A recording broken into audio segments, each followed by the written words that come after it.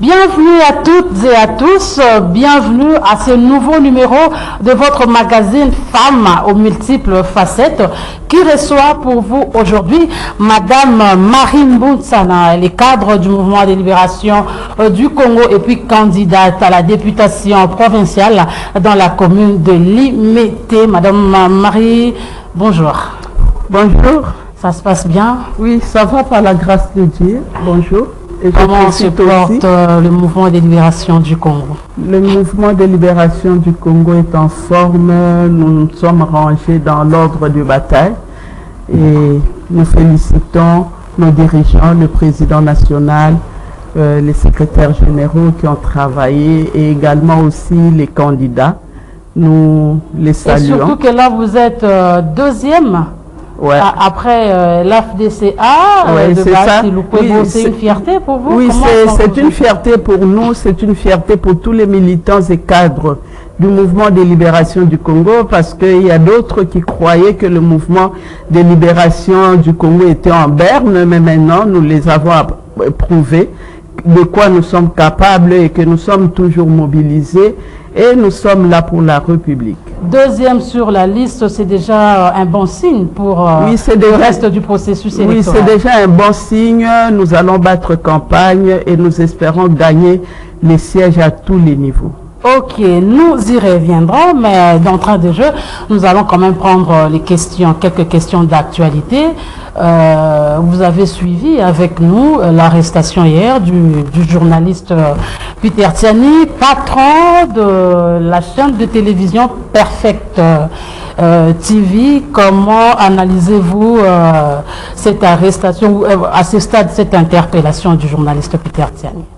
Oui, je regrette. Je salue le journaliste Peter Tiani. Je lui demande beaucoup de courage et qu'il puisse tenir bon. C'est ça la vie. Il y a des aléas, il y a des choses auxquelles on ne s'attend pas qui peuvent nous arriver, mais courage à lui.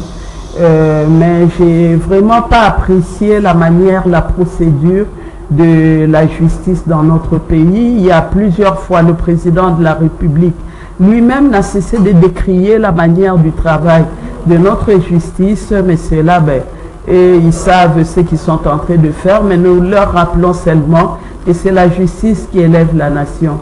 Sans une justice équitable, il nous sera difficile, quels que soient les efforts que le président et son gouvernement sont en train de déployer, à ce que nous puissions arriver au vrai développement. Parce que ce n'est pas nous qui le disons, ce n'est pas dans les lois de la République, mais c'est là dans la loi universelle qui régit le monde, où on dit que la justice qui élève la nation. Mais là, Madame Marie, la procédure a semblé être respectée parce qu'il y a eu des invitations lancées aux journalistes qui, lui, n'a pas répondu au préalable. Non, mais j'ai suivi quand on avait lancé la première invitation, qui n'était même pas arrivée à destination. L'invitation que lui n'a pas reçue, c'est que moi j'ai appris sur les réseaux également. Mais l'invitation, lui aussi, a appris qu'il était invité sur les réseaux sociaux, mais il y a son avocat qui était parti répondre. Malheureusement, c'est lui qui les avait invités, n'était pas sur place. Donc, je ne sais pas s'il y avait deuxième invitation, auquel moi je ne suis pas au courant, parce qu'il y a certaines choses que je ne suis pas non plus, n'étant pas journaliste aussi. Mais ce que je sais, qu'il a été invité pour la première fois et il a été assisté par son avocat. Malheureusement, la personne qui les avait invités n'était même pas sur le lieu. Très bien. Alors, force à Peter Tiani, on est ensemble. Voilà. Nous allons prendre l'évaluation de l'état du siège. Vous avez suivi avec nous que durant 2 jours, les élus, le président de la République, quelques membres du gouvernement et le Premier ministre ont évalué ensemble l'état des sièges dans la province de l'Ituri et du Nord Kivu sur son maintien ou son levé en tant que politique.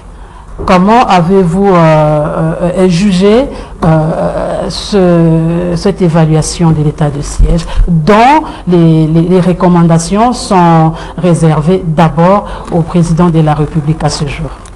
Merci beaucoup pour la question. Comme vous-même, vous venez de le dire que les conclusions sont réservées au président de la République parce que c'est le président de la République qui est le garant du bon fonctionnement des institutions.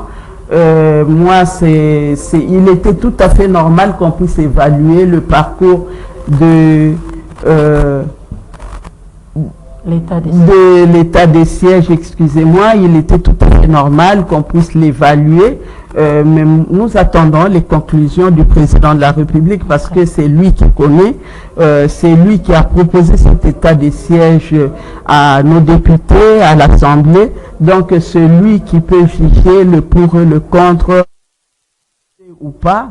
C'est pas encore le temps de pouvoir communiquer là-dessus. Nous laissons la primeur de la décision au président de la République parce que c'est lui seul qui est le garant du bon fonctionnement des institutions. Mais il y a quand même des voix qui s'élèvent pour dire non, ça doit cesser l'état des sièges. D'après les originaires, les gens qui vivent là-bas au quotidien, l'état des sièges n'aurait servi à rien. Il était temps, d'après ces personnes-là, que le président de la République lève l'état de siège.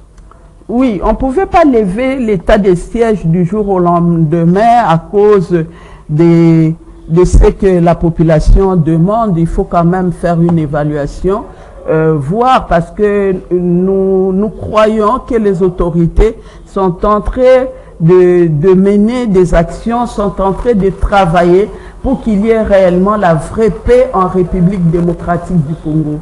Donc, c'est pas de l'intérêt du président de la République de laisser son pays s'embraser et de laisser ses foyers de tension par-ci, par-là.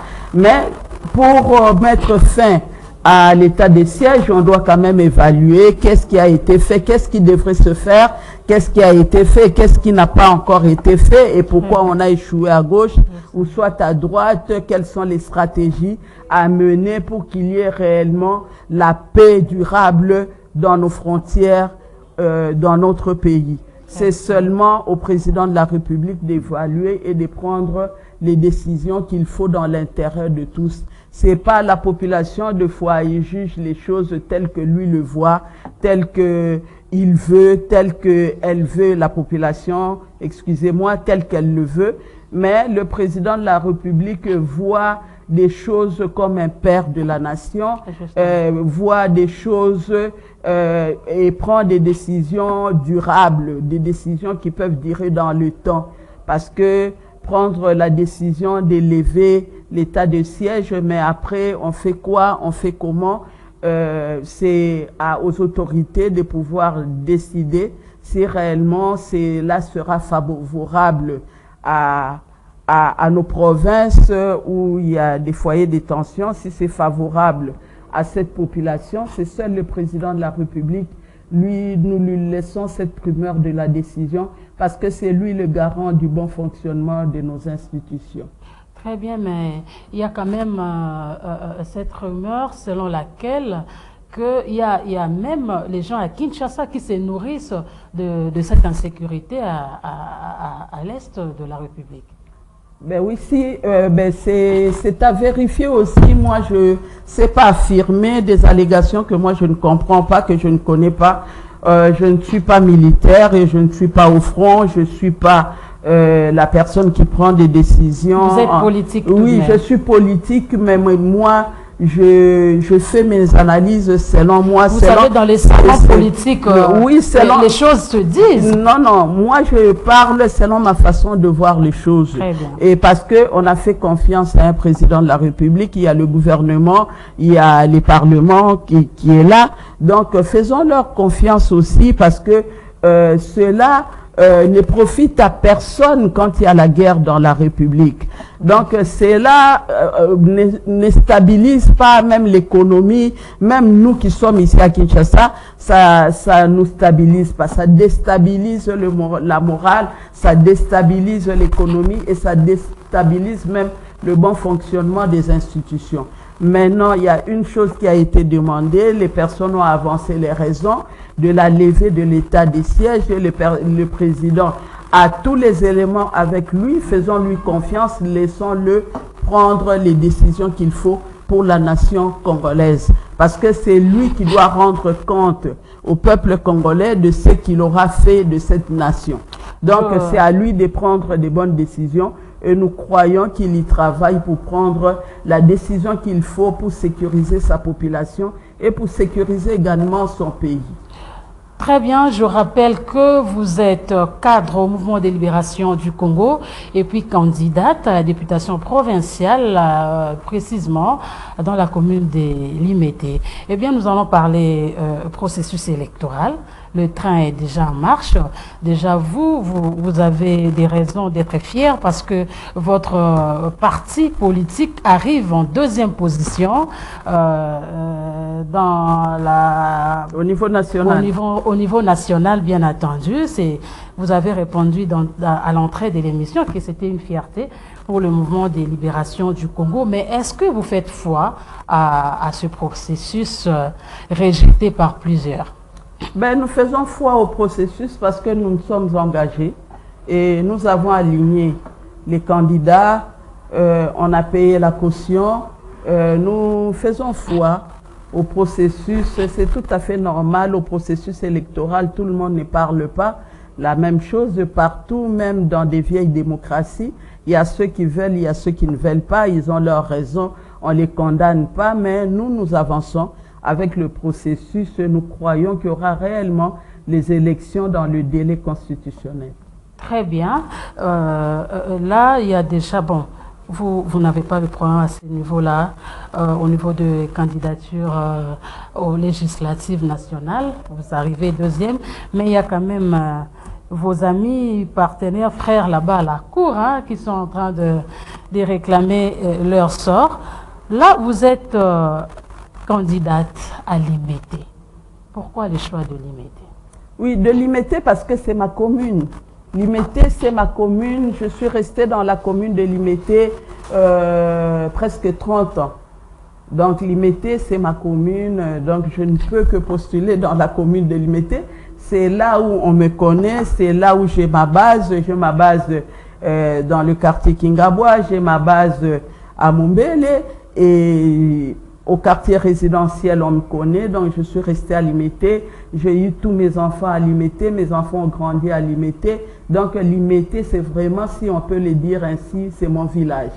La commune de Limete, c'est mon village. Donc c'est seulement là où je peux postuler pour espérer d'arracher un siège.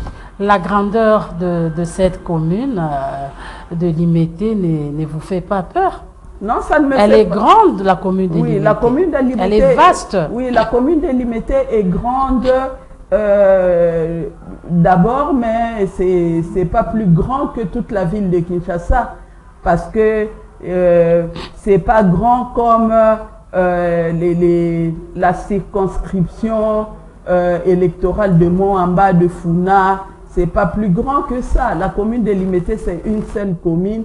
Et il y a des quartiers dans la commune, mais c'est question seulement d'avoir les stratégies, de bien mener ses actions auprès de sa base, de bien mobiliser et d'avoir aussi un discours. Parce que tout ça compte. Il y a des gens qui mettent leurs moyens, beaucoup de moyens, bien sûr. Il y a les moyens financiers qui entrent en jeu, mais il y a aussi un discours. Il y a aussi un discours, il y a aussi mon parti, le mouvement de libération du Congo. Il y a beaucoup de personnes qui croient au mouvement de libération du Congo parce que nous avons un grand projet pour la République démocratique du Congo et c'est ce projet que nous portons au niveau de la base. Et nous croyons, comme nous le disons au sein de mon parti, avec Dieu nous vaincrons et que nous allons réellement vaincre. Et j'ai pas peur pour ça, j'ai pas peur de mener des actions, d'être candidate dans la commune de Limete. Au contraire, c'est une fierté pour moi parce que je connais bien ma commune, je connais le besoin de ma commune, de ma circonscription. Donc, je suis très fière et que mon parti m'est aligné sur la liste des postulants à la députation provinciale dans la commune de Limete.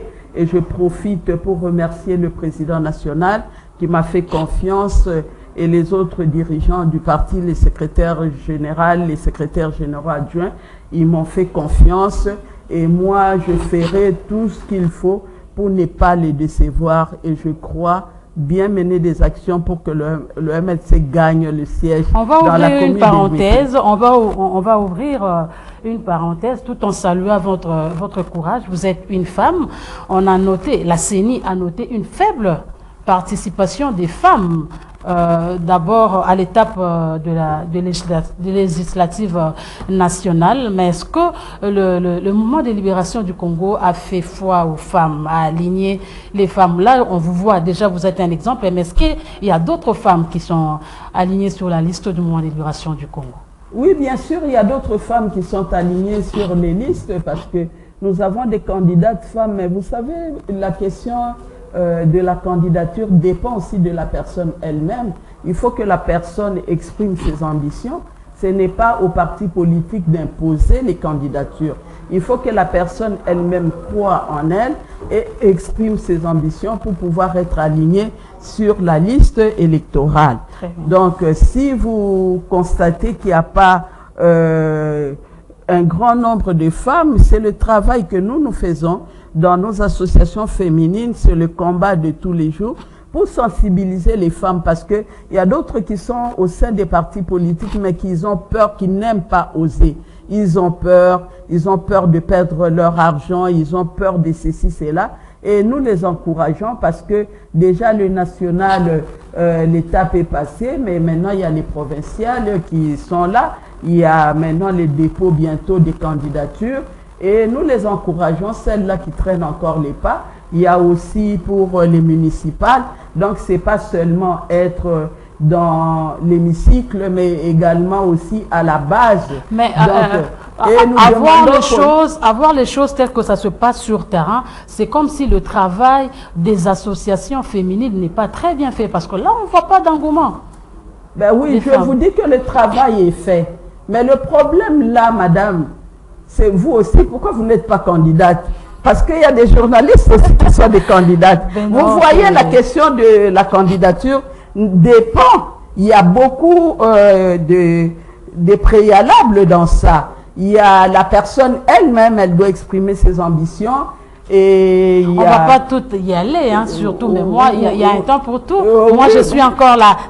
J'informe d'abord. Vous les jeunes, nous voulons que vous les jeunes, parce que c'est vous on vous attend pour la relève, mais on dirait vous êtes timide, vous observez, vous reculez. Ben, il y a quelques jeunes que j'encourage, qui osent aussi. Mais la question de la candidature, bien sûr, il y a les partis politiques aussi qui sélectionnent les candidatures, mais il faut aussi que les femmes expriment leurs ambitions en amont aussi. Et cela doit commencer pas seulement lors de l'alignement des candidats, mais en amont, les femmes doivent être très actives au sein de leur parti politique. C'est un aspect aussi. Souvent, nous avons des femmes qui ne sont que là, qui observent, qui ne sont pas très actives. Qui manquent du courage. Oui, qui manquent du courage, qui n'osent pas. Elles ne viennent pas aux réunions, elles ne participent pas à la vie du parti. Et comment vous voulez que le jour de la sélection, qu'on puisse retenir votre nom? Tout cela compte aussi. Et il y a un autre aspect, la femme elle-même, elle doit exprimer ses ambitions aussi. On ne peut pas imposer à une femme d'être candidate. La femme exprime ses ambitions. La femme, en adhérant dans le parti politique, doit être très active parce qu'on ne vient pas en politique pour observer les hommes, mais on vient en politique pour contribuer aussi, contribuer au développement de la nation, de la cité et au sein du parti politique. Le parti politique, c'est une école, moi je pourrais dire. C'est une école pour la gestion de la cité, la gestion de la res publica. Mais la personne qui adhère au parti politique doit être très active, doit avoir des ambitions et travailler par rapport à ses ambitions. Et quand il y a les échéances électoraux, qu'on puisse l'aligner sur la liste. Mais pour l'aligner sur la liste, il faut que la personne aussi exprime ses ambitions. Qu'elle soit capable aussi, cela ne suffit pas à aligner une personne cela demande beaucoup des examens, beaucoup de préalables, voir est-ce qu'elle est capable, est-ce qu'elle peut amener un siège, parce que les partis politiques attendent des sièges. Un parti qui a beaucoup de sièges, c'est ainsi qu'on considère le parti fort. Quand un parti a beaucoup de députés à l'Assemblée nationale comme dans les assemblées provinciales, c'est là où on voit réellement que ce parti, c'est un parti fort. Mais quand le parti n'a pas des députés, et là, cela, vous ne pouvez pas démontrer à d'autres que vous êtes fort parce qu'on dira, mais vous étiez incapable d'avoir un député. Outre Madame Marie, outre la problématique du courage de la femme, il se pose aussi le problème des moyens financiers, matériels. Est-ce que c'est aussi l'une des raisons qui fait que la femme ne puisse pas oser? Ben c'est ça, c'est question, c'est comme je dis aussi, c'est question de soi, de l'individu, parce que le matériel vient après. Le matériel, on le cherche. Oui, le matériel, on le cherche et on l'a. Donc, savoir seulement comment mobiliser ces ressources pour la campagne, ça fait partie des stratégies aussi, parce que vous ne me direz pas que tous ceux qui sont élus parce qu'ils avaient l'argent. Il y a des personnes, je donne l'exemple d'un député à la Chopo qui roulait sur son vélo, mais elle était élue, la personne, elle était élue et elle est arrivée ici au Parlement, elle avait quels moyens? Il y a d'autres aussi qui n'ont pas assez de moyens, mais qui sont élus aussi. Pourquoi? Parce que la population croit en la personne et la personne aussi a un discours cohérent et la personne a son projet qu'elle vend à la population. Tout ça compte. Les moyens, ben les moyens, on peut les chercher, on peut chercher des partenaires qui peuvent vous accompagner financièrement, matériellement, mais d'abord, il faut que vous-même aussi, vous ayez de quoi transmettre à cette population un discours qui pourra attirer la population, croire en ce que vous êtes et également aussi votre façon de faire. Le tout compte pour que la personne soit élue. Très bien, on va revenir à l'IMET, mais bien avant de clore cette parenthèse, les dépôts des candidatures pour les provinciales et les municipales courent. Qu'est-ce que vous pouvez dire aux femmes qui sont là dans les petits coins, qui hésitent, qui ont des problèmes d'alignement dans des listes de partis politiques ou voilà.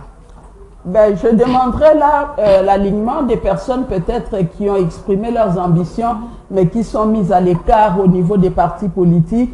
Et là, j'interpelle les chefs des partis politiques parce que moi, je dis, on doit croire au leadership féminin. Les femmes sont capables de beaucoup de choses. Ce ne sont pas les hommes qui vont me contredire parce qu'ils le savent. Il y a beaucoup d'hommes qui sont là, ils sont les fruits de leur mère. Donc les femmes sont vraiment des bons leaders et des femmes peuvent apporter des innovations dans la façon d'amener, dans la façon de conduire les affaires de l'État. Et je demande aux chefs des partis politiques de vraiment aligner des femmes qui se sont exprimées. Il n'y a pas de raison de les mettre à côté. Peut-être les plus forts peuvent aussi tenir les faibles et pouvoir les encourager pour que ces personnes se mettent debout pour conquérir le siège. On n'a pas à mettre les femmes qui se sont exprimées de côté.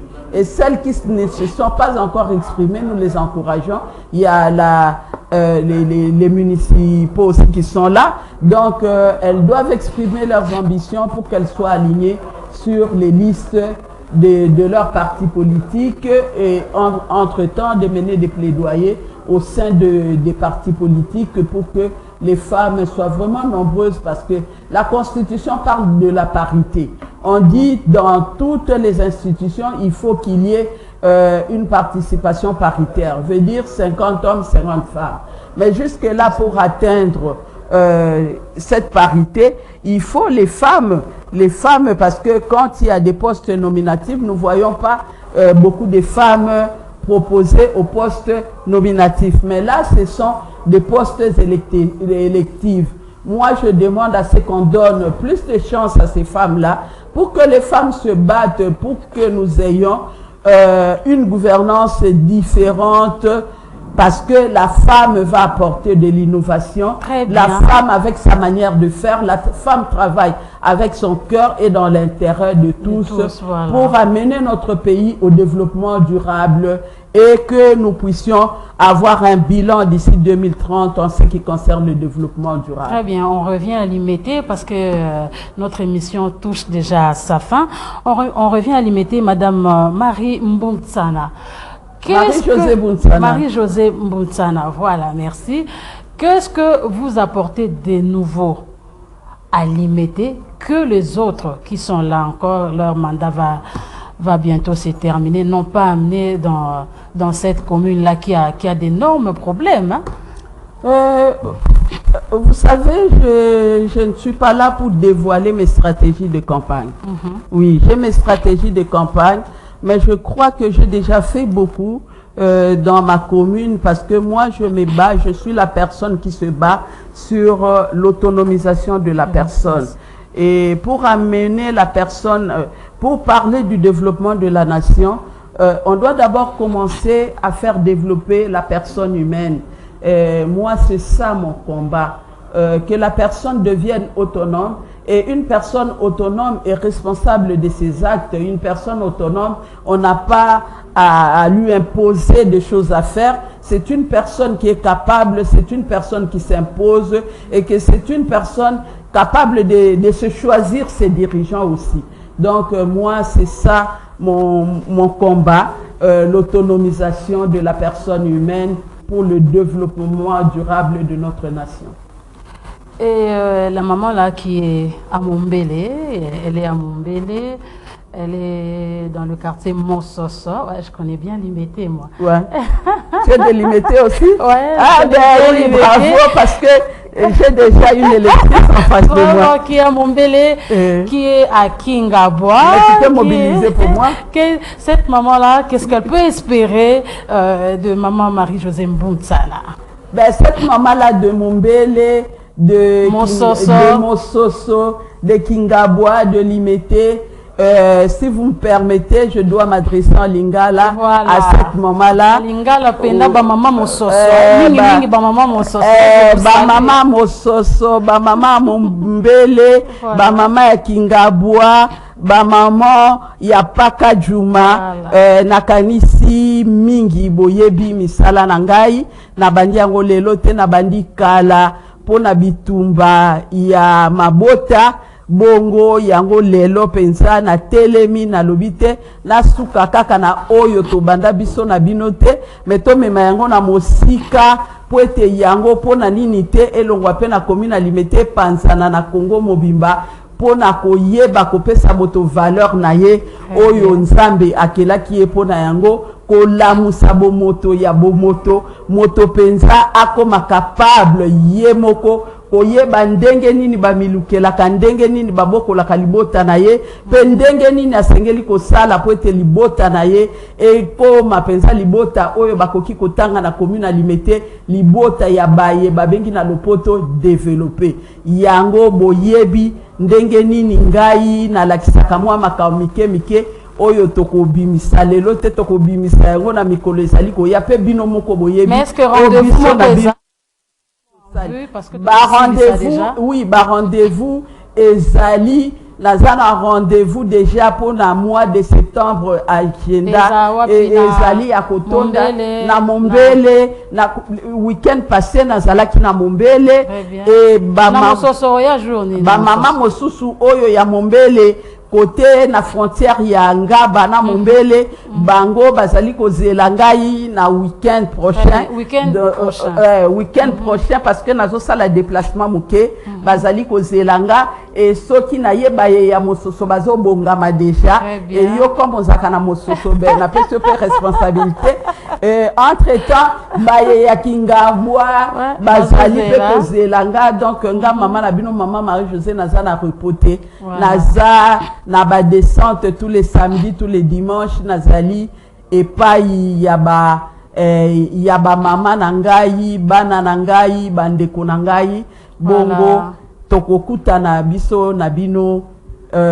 yenga o ezali koya nzambe Merci abatela bino. beaucoup, maman Marie-Josée Mboutsana. Le rendez-vous est pris. Ba maman ya Mososo, ba maman ya Mumbele, ba maman ya Kingabwa, ba maman ya limité résidentiel, industriel. Le rendez-vous est pris. Ba maman ya Funa ya Paka Juma. Maman ya Funa ya Paka Juma. Rendez-vous. Et a pris boyoki agenda ya maman. Merci Bozaki Bele ya Rolanda maman Labino qui a partagé avec nous ce plateau. Nous disons merci beaucoup, maman. Merci beaucoup, Nadine. On se retrouve bon très week-end. prochainement. Merci beaucoup, très prochainement. Voilà, Femmes aux multiples facettes est terminée. Merci de votre attention légendaire à Canal Congo et à ce programme. Au revoir.